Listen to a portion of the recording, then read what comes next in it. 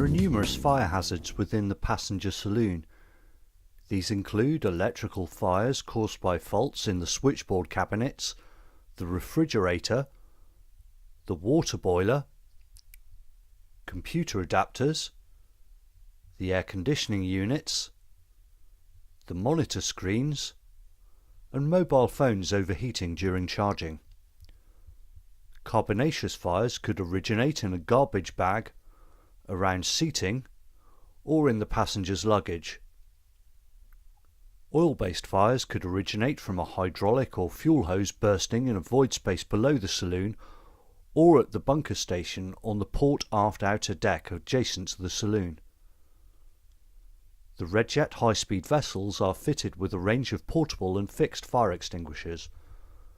Redjet 4 has a carbon dioxide fire suppression system fitted in the engine rooms, and Redjet 6 has a sprinkler system in the passenger saloon, as well as an FM200 fire suppression system fitted in the engine rooms.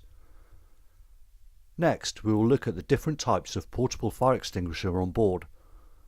There are carbon dioxide fire extinguishers located on the bridge, towards the rear of the passenger saloon on board Redjet 4, at the stern on board Redjet 6, and also in the engine room vestibules.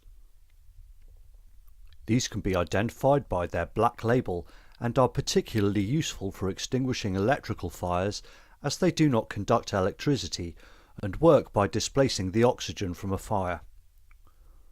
The drawback with them is that, being gas-based, they do not cool the fire, and they must be used in moderation in confined areas due to the toxic nature of the gas.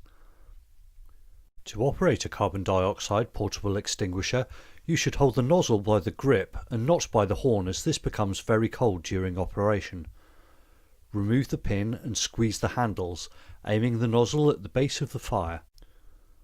Dry powder fire extinguishers are located towards the rear of the passenger cabin on board Redjet 6. These can be identified by their blue label and can be used on any class of fire.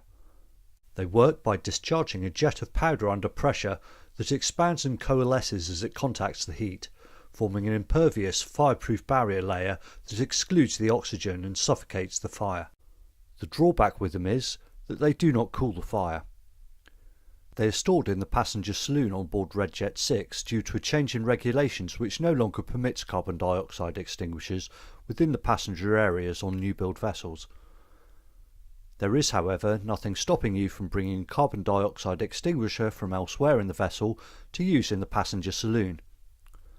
To operate a dry powder portable extinguisher, remove the pin and squeeze the handles, aiming the nozzle at the base of the fire.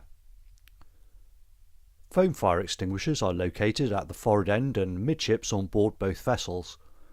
These can be identified by their cream label and can be used on oil-based or carbonaceous fires. They work by smothering the fire with a blanket of foam so that oxygen cannot get to it. Being water-based, they also cool the fire. To operate a foam portable extinguisher, crouch, remove the pin and squeeze the handles, aiming the nozzle at the edge of the fire in order to create a foam blanket. Water fire extinguishers are located midships and aft in the passenger saloon on board Redjet 6. These can be identified by their red label and can be used on carbonaceous fires only. They work by cooling the fire. To operate a water portable extinguisher, crouch, remove the pin and squeeze the handles, aiming the nozzle at the base of the fire. With any fire, use the FIRE FIRE acronym to help you remember the order in which to deal with a fire on board. F is for find. Note the location of the fire and the nature of the fire, whether it is electrical, carbonaceous or oil-based. I is for inform. Notify the bridge about the incident. R is for restrict. Particularly when alongside, ensure that all doors and windows are closed so that the wind does not fan the fire. If the fire is electrical, isolate the power supply if possible. E is for evacuate and extinguish. Evacuate people from the immediate area. If safe to do so, extinguish the fire using a portable fire extinguisher or a fire blanket. If you're not putting yourself at undue risk, it is acceptable to throw any ignited material overboard. RedJet 6 is also fitted with a sprinkler system which is operated from the bridge. If it becomes necessary to evacuate passengers from the saloon, the primary means of escape is through the aft door. Remember, there are also double doors on the port side aft on RedJet 6. Passengers should be evacuated to the bridge deck. The secondary means of escape is by the midship stairway via the bridge.